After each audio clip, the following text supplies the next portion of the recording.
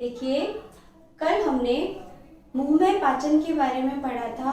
उसके अलावा हमने बताया था आपको कि जो मुख में पाचन होता है या मुख के अंदर पाचन होता है वो किस किस तरह से होता है, या मुंह में पाचन के लिए या मुंह में जो भोजन का पाचन होता है उसके लिए कौन कौन से जो अंग हैं वो सहायक होते हैं। तो इसमें हमने बताया था कि मुंह में पाचन में एक तो क्या होती है, लार होती है। ठीक है, लार जो होती है वो लार ग्रंथियों के द्वारा स्रावित होती है। उसके अलावा लार ग्रंथि के द्वारा एक एंजाइम सिक्रीट होता है या स्रावित होता है जिसका नाम है टाइलिन या अल्फा अमाइलेज। ठीक है, टाइलिन एंजाइम जो होता है, मैं आगे बताऊंगी आपको कि टाइलिन एंजाइम जो होता है वो क्या काम करता है। जो टाइलिन एंजाइम है वो स्टार्च के पाचन में सहायक होता है, यानी कि स्टार्च जो होता है उसको तोड़ देता है। ठीक है ना, स्टार्च जो होता है वो स्टार्च जो होता है वो टाइलिन के द्वारा किस में परिवर्तित हो जाता है, स्टार्च जो होता है वो टाइलिन के द्वारा माल्टोज में परिवर्तित हो जाता है। ठीक है, तो उसके अलावा हमने देखो दांतों की संरचना के बारे में पढ़ा था कि दांत किस तरह से उन दांतों की जो इंटरनल स्ट्रक्चर है वो क्या होती है। उसके अलावा दांतों का जो अरेंजमेंट है वो हमारे मुंह या मुख के अंदर किस तरह से होता है। ठीक है, तो देखो हमारी बॉडी के अंदर या एलिमेंट्री कैनाल के अंदर या आहार नाल के अंदर मुख्य रूप से 3 अंग हैं जिनके अंदर पाचन की क्रिया होती है। एक होता है मुख या माउथ, ठीक है, और एक होता है माउथ और उसके अलावा मुख या माउथ या बक्कल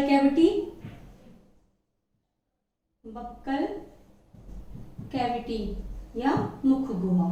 ठीक है, नेक्स्ट होता है आमाशय, मुख गुहा में पाचन। ठीक है, नेक्स्ट होता है आमाशय, जो हम आज स्टडी करेंगे इसके बारे में कि आमाशय में जो पाचन की क्रिया है वो किस तरह से होती है, या आमाशय में वो जो भोजन है उसका पाचन किस तरह से होता है। आमाशय के अंदर किस भोजन का पाचन होता है और वह किस में कन्वर्ट हो जाता है। तो देखो आमाशय में पाचन या स्टमक में डाइजेशन इन स्टमक या डाइजेशन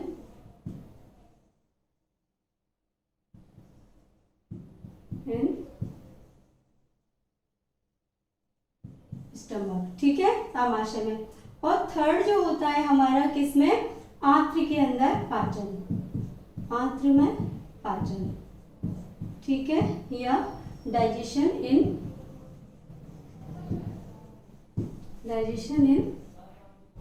इंटेस्टाइन। डाइजेशन इन इंटेस्टाइन। तो देखो मुख में हमने बताया था आपको दांतों के बारे में और उनकी व्यवस्था के बारे में। उसके अलावा मुख में एक एंजाइम स्रावित होता है लार ग्रंथियों के द्वारा, कौन सा, टाइलिन या अल्फा अमाइलेज, जो कि स्टार्च को माल्टोज में कन्वर्ट कर देता है। ठीक है, उसके अलावा नेक्स्ट है हमारा आमाशय में पाचन या आमाशय में डाइजेशन इन स्टमक, और थर्ड है आपका हमारा आंत्र में पाचन या डाइजेशन इन इंटेस्टाइन। अब देखिए आमाशय में पाचन आपको पता है, आप जानते हो कि जो आमाशय की स्ट्रक्चर है, मैंने उस दिन जो एलिमेंट्री कैनाल या आहार नाल का डायग्राम आपके सामने बनाया था उसके अंदर मैंने आमाशय का डायग्राम भी बनाया था। तो देखिए आमाशय मुख्य रूप से आपको पता है कि जो आमाशय है वो कैसा होता है, जे आकार का होता है। अब देखिए मुंह के बाद में जो भोजन है वो कहां पर आता है, मुंह से ग्रसनी में आया, ग्रसनी से ग्रसिका में आया, यानी कि माउथ बक्कल कैविटी से कहां पर आया, फेरिंक्स में, और फेरिंक्स से ईसोफेगस में। अब ईसोफेगस, जैसे मान लो ये ईसोफेगस है,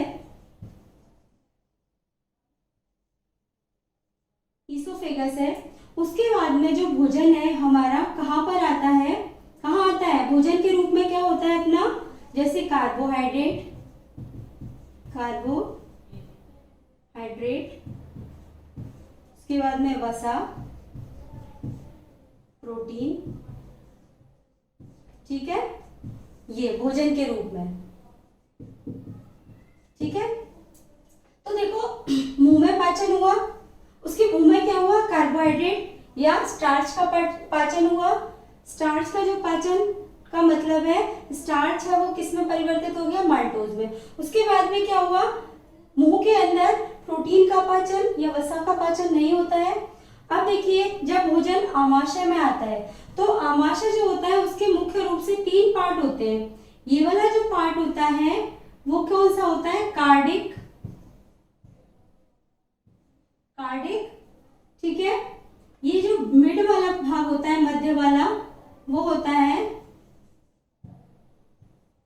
कार्डिक। मध्य वाला भाग जो होता है वो होता है फंडस,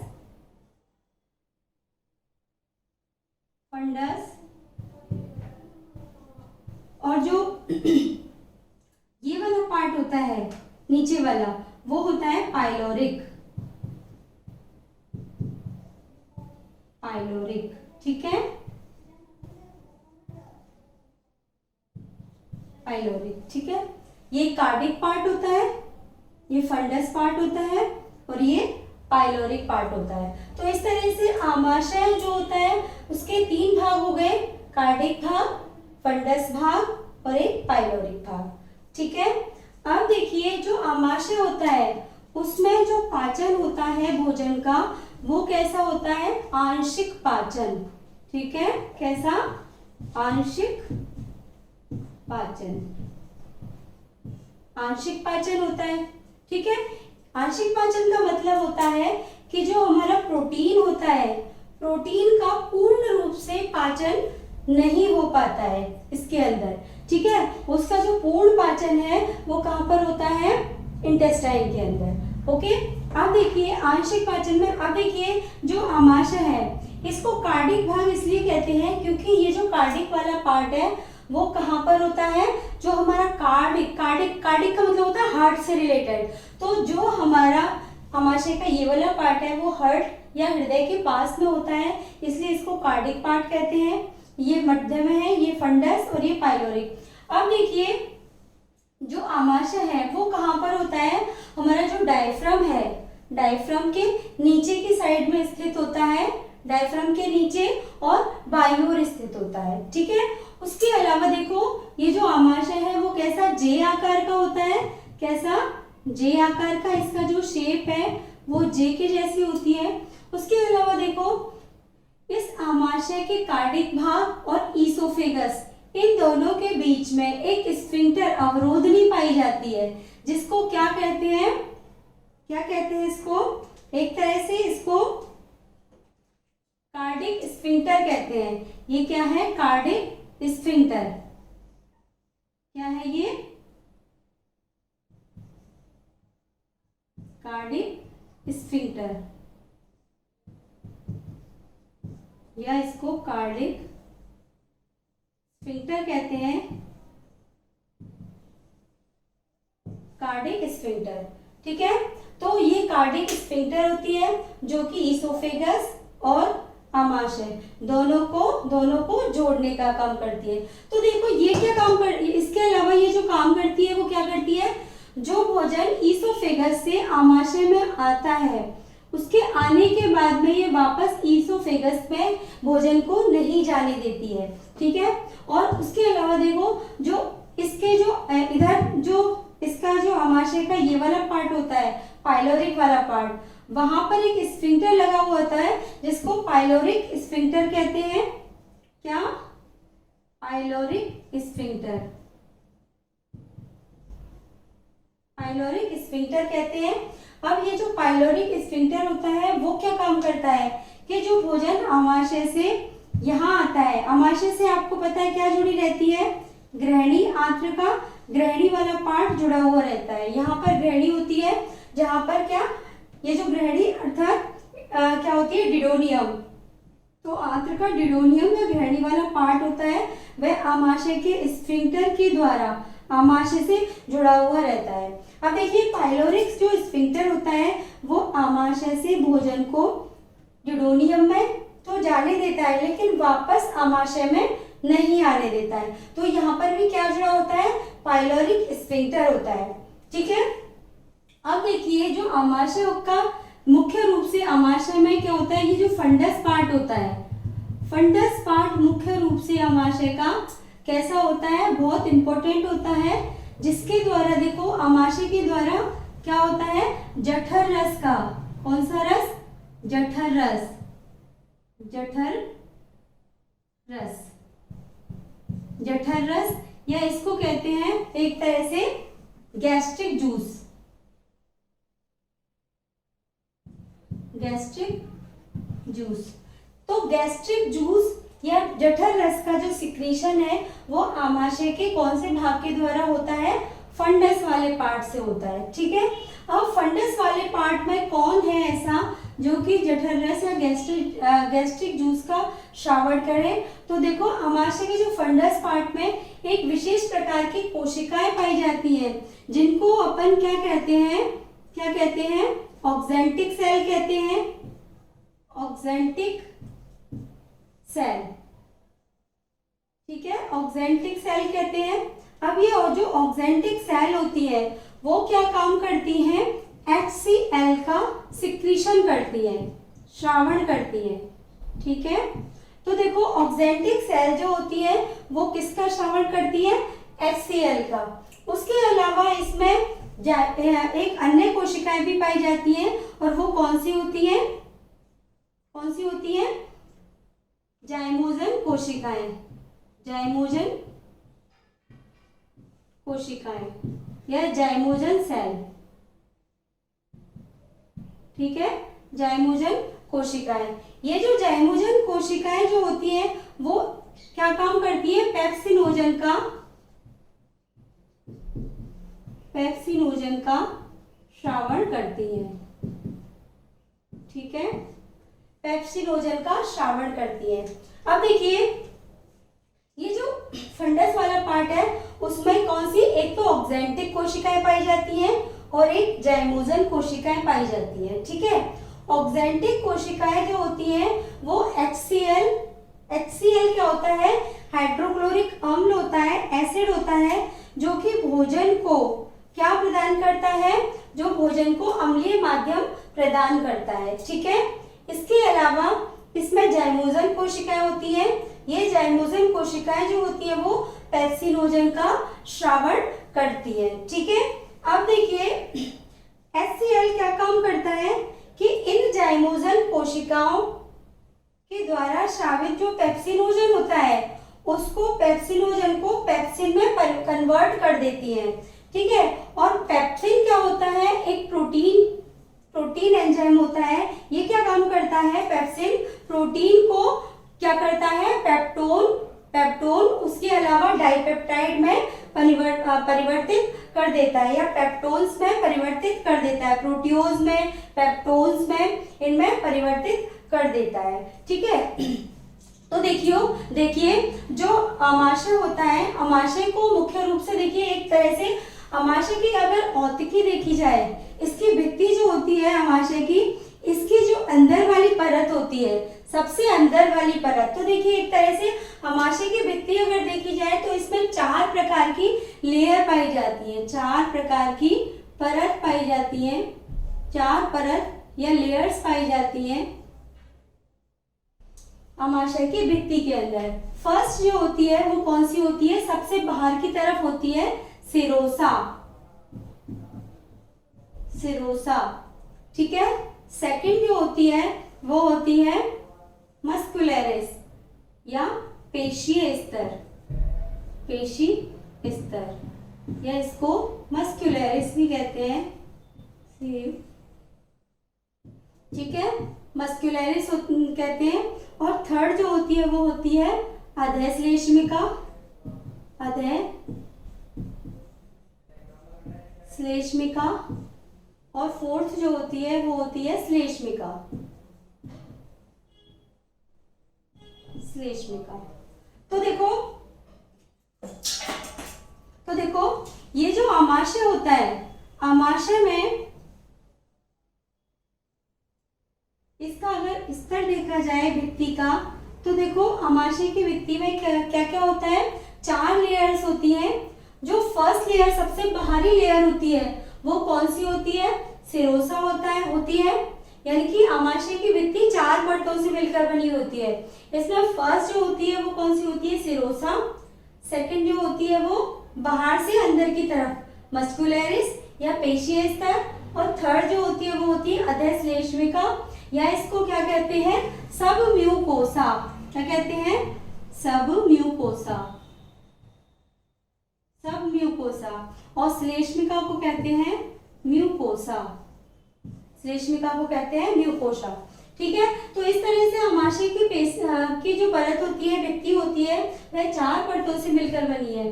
कौन कौन सी, सिरोसा, मस्कुलरिस या पेशीय स्तर, अधश्लेष्मिका या सबम्यूकोसा, तो श्लेष्मिका और म्यूकोसा। तो देखो जो म्यूकोसा वाली लेयर है वो कैसी होती है, सबसे अंदर की साइड। जैसे ये मान लीजिए बाह्य परत ये है, इसके अंदर की साइड में बाह्य परत क्या है, सिरोसा, इसके अंदर क्या है, मस्कुलरिस, फिर इसके अंदर क्या है, सबम्यूकोसा, और फिर इसके अंदर क्या है, म्यूकोसा। तो सबसे अंदर की साइड में क्या होती है, म्यूकोसा परत होती है या म्यूकोसा लेयर होती है। अब देखिए इसकी जो म्यूकोसा लेयर होती है उसके द्वारा किसका स्रावित होता है, एक तो क्या होती है, जठर ग्रंथियां होती है। जठर ग्रंथियां क्या स्रावित करती है, एक तो जठर रस स्रावित करती है। ठीक है, जठर रस में क्या क्या होता है, HCl होता है, उसके अलावा पेप्सिनोजन होता है, उसके अलावा श्लेष्मा होता है। अब देखिए जब हमारी बॉडी में, जब हमारे आमाशय के अंदर जब हम भोजन करते हैं तो हमारे आमाशय के अंदर एसिडिक फॉर्म, कभी कभी आमाशय के अंदर जो ऑक्जेंटिक कोशिकाएं वो ज्यादा एक्टिवेट हो जाती हैं। ठीक है, ज्यादा सक्रिय हो जाती हैं, जिसकी वजह से क्या होता है कि जो हमारी जो ऑक्जेंटिक कोशिकाएं होती हैं वो क्या काम करती हैं, वो HCl का ज्यादा सिक्रीशन कर देती है। जब HCl का श्रावण ज्यादा हो जाता है, मान लो, तो भोजन का जो माध्यम है वो कितना हो जाता है, 1 से 2 pH हो जाता है भोजन का जो माध्यम होता है। जब इसका जो भोजन है वो ज्यादा अम्लीय हो जाता है, तो उस कंडीशन में ये जो हमारा आमाशय है उसके डाइजेस्ट होने के, या उसकी जो म्यूकोसा है उसके डाइजेस्ट होने का, या फिर इंटरनल लेयर के डाइजेस्ट होने का डर रहता है, जिसकी वजह से हमारी जो परत है, श्लेष्मा स्तर है, उसमें स्थित जो कोशिकाएं होती हैं वो क्या करती हैं, म्यूकोसा का श्रावण करती है, म्यूकस का श्रावण करती है। और ये म्यूकस जो होता है वो मुख्य रूप से क्या काम करता है, HCl से, इस जो HCl से जो स्टमक है, आमाशय है, उसको बचाता है। HCl के द्वारा डाइजेस्ट होने से या HCl के द्वारा डिस्ट्रॉय होने से आमाशय को बचाता है। वो क्या होता है, आपका जो म्यूकस होता है वो इसमें हेल्प करता है, म्यूकस। ठीक है, तो देखिए एक तरह से इसकी 4 परतें हम पढ़ चुके हैं, सिरोसा, मस्कुलरिस, अधश्लेष्मिका और श्लेष्मिका।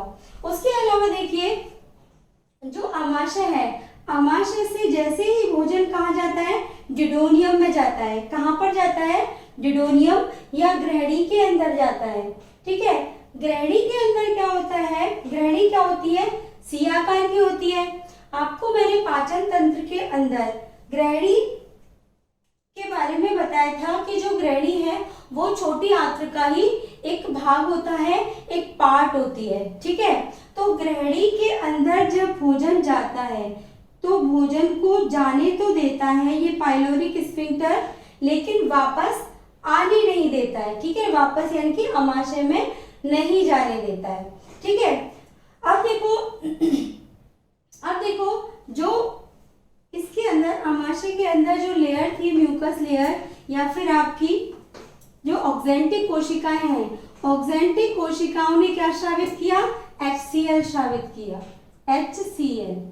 अब ये HCl क्या काम करेगा कि जो जाइमोजल कोशिकाओं के द्वारा जो श्रावित होता है पेप्सिनोजन, ये क्या होता है, पेप्सिनोजन कैसा होता है, पेप्सिनोजन जो होता है वो इनएक्टिव फॉर्म में होता है, इनएक्टिव या निष्क्रिय फॉर्म में, ठीक है। इनएक्टिव या निष्क्रिय फॉर्म में होता है पेप्सिनोजन। तो ये HCl क्या करता है, इस पेप्सिनोजन को क्या करता है, पेप्सिन में कन्वर्ट कर देता है। किसमें कन्वर्ट कर देता है पेप्सिनोजन, पेप्सिन के अंदर, ठीक है। इस तरह से देखो, ये इस तरह से ये पेप्सिन में कन्वर्ट हो जाता है। पेप्सिन में कौन कन्वर्ट करता है, HCl, ठीक है। अब देखो ये पेप्सिन क्या काम करता है, ये पेप्सिन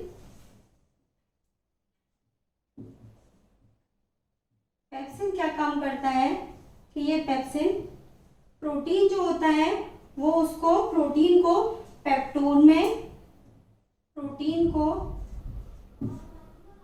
पेप्टोन में, पेप्टोन में और प्रोटियोज में चेंज कर देता है।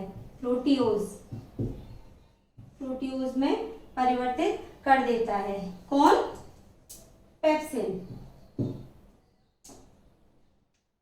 कौन परिवर्तित करता है, पेप्सिन, ठीक है।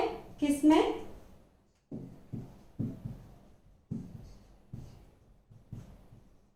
पेप्टोन प्लस प्रोटियोज, पेप्टोन प्लस प्रोटियोज के अंदर। तो देखो ऑक्जेंटिक कोशिकाओं ने क्या स्रावित किया, HCl स्रावित किया। जाइमोजन कोशिकाओं ने क्या स्रावित किया, पेप्सिनोजन स्रावित किया। अब ये HCl क्या काम करेगा, एक तो अम्लीय माध्यम प्रदान करेगा भोजन को, अम्लीय माध्यम के अलावा भोजन को गलाने का काम करेगा। भोजन को गलाने के अलावा ये क्या काम करेगा, जो भोजन में उपस्थित जो पेप्सिनोजन है, पेप्सिनोजन को क्या काम करेगा, पेप्सिनोजन किस फॉर्म में होता है, निष्क्रिय फॉर्म में या इनएक्टिव फॉर्म में। तो ये HCl इस पेप्सिनोजन को पेप्सिन में कन्वर्ट कर देता है। और पेप्सिन क्या है, एक दुग्ध प्रोटीन होता है, ठीक है ना। दुग्ध प्रोटीन होता है, वो सॉरी दुग्ध प्रोटीन नहीं, प्रोटीन होता है। और ये प्रोटीन को क्या कर देता है, पेप्सिन पेप्टोन में और प्रोटियोज में परिवर्तित कर देता है। उसके अलावा देखो कैसीन जो होता है वो एक दुग्ध प्रोटीन होता है, दुग्ध एंजाइम होता है। कैसीन क्या करता है, रेनिन को कैसीन जो होता है वो रेनिन में काम आता है, ठीक है। रेनिन में काम करता है और आगे आने वाली प्रोसेस में भी काम करता है। अब देखिए नेक्स्ट है आपका, इसके अलावा नेक्स्ट है आपका जो भोजन है आमाशय में आया, आमाशय में किस में चेंज हो गया, ये पेप्सिन में चेंज हो गया, सॉरी पेप्सिन में चेंज हुआ। पेप्सिन के बाद में पेप्टोन और प्रोटियोज में चेंज हुआ। और पेप्टोन और प्रोटियोज आगे चल के भोजन के माध्यम में होते हैं, भोजन के अंदर होते हैं, तो वो आगे चल के ग्रहणी में आते हैं। अब ग्रहणी या डिडोनियम में आपको पता है कि जो छोटी आंत्र है उसके 3 पार्ट होते हैं। एक तो होती है डिडोनियम, एक होता है जेजुनम और एक होता है इलियम, ठीक है। कौन से, डिडोनियम, जेजुनम और इलियम। तो देखो जो डिडोनियम वाला पार्ट होता है या ग्रहणी वाला पार्ट होता है वो कैसा होता है, सी के आकार का होता है, सी शेप का होता है। और उसके अलावा इसी डिडोनियम वाले पार्ट में किसका सिक्रीशन होता है, पित्तरस का सिक्रीशन होता है, ठीक है। पित्तरस या बाइल जूस का सिक्रीशन होता है। अब देखो पित्तरस, पित्तरस जो होता है वो क्या, किसके द्वारा, कहाँ से श्रावित होता है, जो आमाशय होता है, आमाशय के द्वारा पित्तरस का श्रावण होता है जिसको बाइल जूस कहते हैं। और उसके अलावा किसका सिक्रीशन होता है, उसके अलावा जो पैंक्रियास होता है, अग्नाशय ग्रंथि होती है, अग्नाशय के द्वारा अग्नाशयी रस का भी श्रावण होता है, किसके अंदर, इस डिडोनियम के अंदर। तो देखो किस तरह से होता है, एक बार देखते हैं अपन।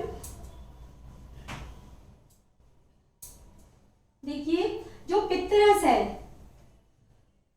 या बाइल जूस है वो किसके द्वारा श्रावित होता है, यकृत के द्वारा, ठीक है। अभी जब मैं यकृत के बारे में आपको यकृत ग्रंथियों में पढ़ाऊंगी, यकृत ग्रंथि, अग्नाशय ग्रंथि और लार ग्रंथि, इनके बारे में अलग से और टॉपिक में पढ़ाऊंगी। अभी मैं इसमें अपन स्टडी करते हैं कि जो यकृत है, यकृत है जो कि यकृत जो किससे जुड़ा हुआ रहता है, डिडोनियम से। तो देखो एक स्ट्रक्चर में अगर देखा जाए तो यकृत हमारा किस तरह से ड्यूडेनियम में जुड़ा रहेगा, देखो इस तरह से। मान लीजिए ये है ड्यूडेनियम या आपकी ग्रहणी, जो किसका पार्ट है, इंटेस्टाइन का। अब देखिए यहाँ पर जो यकृत होता है वो जुड़ा हुआ रहता है। अब यकृत के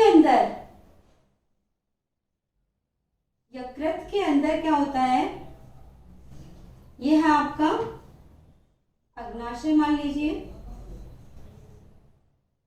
अग्नाशय, ठीक है, ये अग्नाशय, और अग्नाशय से जुड़ा रहेगा यकृत, ठीक है। अग्नाशय आपको पता है कैसी शेप होती है, लीफ लाइक स्ट्रक्चर होती है, ठीक है, पत्ती के जैसी संरचना होती है, क्या, अग्नाशय, ठीक है, पत्ती की जैसी संरचना होती है अग्नाशय।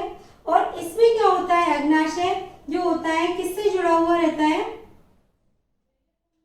अग्नाशय की जो अग्नाशय जो होता है वो एक तरह से किससे जुड़ा हुआ रहता है, यकृत के द्वारा, यकृत से। मान लीजिए यहां पर यकृत है, ये जो है ये यकृत है। अब यकृत के द्वारा, यकृत दो पालियों से मिलकर बना हुआ होता है। इसमें क्या होता है, एक पाली जो होती है वो कैसी होती है, छोटी होती है, और एक पाली जो होती है बड़ी होती है। जो बाई पाली होती है वो थोड़ी छोटी होती है, और दाई पाली जो होती है वो कैसी होती है, थोड़ी बड़ी होती है, ठीक है ना। दाई पाली बड़ी क्यों होती है, क्योंकि इससे क्या जुड़ा रहता है, पित्ता से जुड़ा हुआ रहता है, ठीक है। अब देखिए यकृत से, ये यकृत है, यकृत की दोनों पालियां हैं, ये बाई पाली है, ये वाली बाई पाली है, और ये दाई पाली है, ठीक है। इन दोनों से क्या निकलेंगी, हेपेटिक डक्ट निकलेंगी, क्या निकलेंगी, हेपेटिक डक्ट। और ये हेपेटिक डक्ट जो होती हैं वो आकर के किससे जुड़ जाती हैं, अग्नाशय से जुड़ जाती हैं, ठीक है, यहाँ पर। और फिर आगे चल के ये जो है वो ड्यूडेनियम के अंदर खुलता है। तो देखिए मान लीजिए ये यकृत है, ठीक है। अब यकृत जो होता है, यकृत से दो वेन निकलती है या डक्ट निकलती है, जिनको क्या कहते हैं, hepatic duct, hepatic duct, hepatic duct निकलती है। अब ये हेपेटिक डक्ट जो होती है दोनों मिल जाती हैं, जिससे अपन क्या कहते हैं, common hepatic duct, common hepatic duct का निर्माण करती हैं। अब ये कॉमन हेपेटिक डक्ट जो होती है आगे चल के किससे जुड़ जाती है, पित्ताशय से, ठीक है, पित्ताशय की पित्तवाहिनी से जुड़ जाती है, पित्तवाहिनी से, जिसको क्या कहते हैं, सिस्टिक डक्ट, क्या कहते हैं, सिस्टिक डक्ट, या इसको कहते हैं पित्तवाहिनी, ठीक है। तो देखो ये, उसके बाद में ये जो होती है जहां पर ये दोनों आकर मिलती है, एक पित्तवाहिनी आकर के मिल जाती है, तो ये जो होती है वो क्या कहलाती है, hepatic cystic duct, hepatic cystic duct, ठीक है, या फिर यकृत पित्तवाहिनी, या फिर इसको कॉमन हेपेटिक सिस्टिक डक्ट कहते हैं। दोनों की यानी कि यकृत वाहिनी और पित्तवाहिनी, ये दोनों यहाँ पर मिल जाती हैं, तो इसको क्या कहेंगे, हेपेटिक सिस्टिक डक्ट कहेंगे, या कॉमन हेपेटिक सिस्टिक डक्ट कहेंगे, ठीक है। अब देखिए ये जो हेपेटिक डक्ट है, कॉमन हेपेटिक डक्ट है, ये आकर के अग्नाशय में मिलती है, और अग्नाशय से ये होती हुई कहाँ पर खुलती है, यहाँ पर खुलती है, जिसको किसमें खुलती है, इसके ड्यूडेनियम के अंदर खुलती है। और जहां पर खुलती है वहां पर एक क्या लगा रहता है, स्फिंक्टर लगा रहता है, तो इसको क्या कहेंगे, Oddi of sphincter, Oddi of sphincter, या स्फिंक्टर की अवरोधनी कहते हैं। इसके द्वारा ये जो पित्त रस है वो कहाँ पर आता है, किसके अंदर आएगा, डिडोनियम के अंदर आएगा। कहाँ से होकर आएगा, यकृत पित्त रस स्रावित करेगा। अभी हम आगे पित्त रस के बारे में बताएंगे कि पित्त रस में क्या क्या होता है। तो देखिए यकृत जो होता है, यकृत पित्त रस स्रावित करेगा। यकृत की जो संरचना है उसके बारे में हम आगे डिस्कस करेंगे जब हम यकृत ग्रंथि के बारे में बताएंगे। तो देखिए यकृत के द्वारा पित्त रस स्रावित हुआ, पित्त रस स्रावित होकर के यकृत की दोनों पालियों से होता हुआ और कहाँ पर आ जाता है, इस पित्ताशय के अंदर। ये क्या है, पित्ताशय या गॉल ब्लैडर, ठीक है। इस गॉल ब्लैडर के अंदर क्या हो जाता है, इकट्ठा हो जाता है, ठीक है। तो देखो यकृत के द्वारा, ये यकृत वाहिनी है, यकृत वाहिनी से होता हुआ जो पित्त है वो कहाँ पर, पित्ताशय में कलेक्ट हो जाता है, गॉल ब्लैडर में कलेक्ट हो जाता है। और उसके अलावा यहाँ से गॉल ब्लैडर से होता हुआ ये जो पित्त रस है वो कहाँ पर आता है, यहाँ आता है, अग्नाशय के पास आता है, और यहाँ से अग्नाशय के पास आता है। और ये जो डक्ट होती है वो कौन सी होती है, कॉमन हेपेटिक सिस्टिक डक्ट होती है। पित्ताशय की जो वाहिनी होती है उसको सिस्टिक डक्ट कहते हैं, और जब दोनों मिल जाती है तो कॉमन हेपेटिक सिस्टिक डक्ट कहलाती है। आकर के ये जो कॉमन हेपेटिक डक्ट है वो यहाँ अग्नाशय के पास आती है, और अग्नाशय से होती हुई कहाँ पर खुलती है, जो डिडोनियम वाला पार्ट है, तो उस डिडोनियम वाले पार्ट में खुलती है, ठीक है। अब जहां पर ये खुलती है वहां पर एक स्फिंक्टर लगा हुआ होता है। इस स्फिंक्टर को अपन क्या कहते हैं, ओडी ऑफ स्फिंक्टर या ओडी की अवरोधनी कहते हैं, ठीक है। ये इसको किस में जाने देती है, इस जो डिडोनियम होता है या ग्रहणी वाला पार्ट होता है उसमें जाने देती है। तो देखो पित्त रस का श्रावण जो होता है वो मुख्य रूप से किसके द्वारा किया जाता है, पित्त रस का जो श्रावण है वो किसके द्वारा होता है, किसके द्वारा किया जाता है, यकृत कोशिकाओं के द्वारा होता है, ठीक है ना। यकृत कोशिकाएं क्या करती हैं, उत्तेजित होकर के, और उनको उत्तेजित करने का जो काम है वो कौन सा हार्मोन करता है, और वो होता है कोलिसिस्टोकाइनिन हार्मोन, जो हम आगे पढ़ेंगे, ठीक है। तो कोलिसिस्टोकाइनिन जो हार्मोन होता है वो यकृत कोशिकाओं को कोलिसिस्टोकाइनिन हार्मोन क्या करता है, कोलिसिस्टोकाइनिन हार्मोन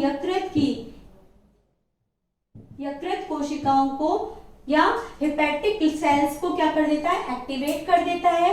और एक्टिवेट करने की वजह से यहाँ पर जो कोशिकाएं वो पित्त रस का या बाइल जूस का श्रावण करती हैं, सिक्रीशन करती हैं।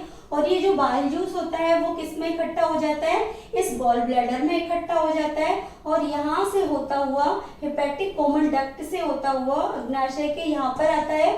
और जहाँ ये जुड़ता है इसको कोलोडोकस कहते हैं, डक्टस ऑफ कोलोडोकस, यहाँ पर, ठीक है। ये क्या है, डक्टस ऑफ कोलोडोकस, क्या कहते हैं इसको, डक्टस ऑफ कोलोडोकस, डक्टस ऑफ कोलोडोकस कहते हैं, ठीक है। तो ये डक्टस ऑफ कोलोडोकस हो गया। यहाँ से होता हुआ जो पित्त रस है वो डिडोनियम आ जाता है, और यहाँ पर एक स्फिंक्टर लगा होता है जिसको कहते हैं ओडी ऑफ स्फिंक्टर या ओडी की अवरोधनी। अब देखो यहाँ पर आगे हम यकृत की संरचना में देखेंगे कि यकृत की जो इकाई होती है या यकृत की संरचनात्मक और क्रियात्मक इकाई के बारे में पढ़ेंगे, जो क्या होती है, हेपेटिक लोब्यूल होती है। और उसकी संरचना के बारे में कि हेपेटिक लोब्यूल किस तरह से व्यवस्थित होती है, और उसमें हेपेटिक सेल्स जो होती है या जो हेपेटिक सेल्स होती हैं वो किस तरह से अरेंज रहती हैं, तो उसके बारे में पढ़ेंगे।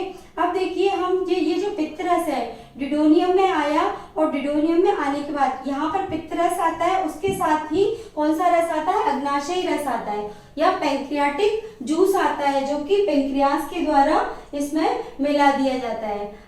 और पैंक्रियास का जो पैंक्रियाटिक जूस होता है वो एसिनी के द्वारा, एसिनाइल एक सेल्स होती हैं अग्नाशय के अंदर पाई जाने वाली, और वो क्या करती हैं, अग्नाशयी रस का सिक्रीशन करती हैं या पैंक्रियाटिक जूस का श्रावण करती है, जो कि इसके साथ में मिलकर डिडोनियम में आ जाता है, ग्रहणी के अंदर आ जाता है, और ग्रहणी के अंदर होता हुआ आगे कहाँ पहुंचता है, आगे गति करता है, और गति करता हुआ क्षुद्र आंत्र में ग्रहणी से होता हुआ इलियम और उसके बाद में जेजुनम और इलियम तक पहुंचता है, ठीक है। और वहां पर उसका अवशोषण जो है भोजन का होता है। और उसके अलावा जो पूर्ण पाचन है भोजन का, वो भोजन का कहाँ पर होता है, आंत्र वाले पार्ट में ही होता है। आंत्र वाला पार्ट भोजन का पूर्ण रूप से अवशोषण करता है और पाचन करता है, ठीक है। Thank you.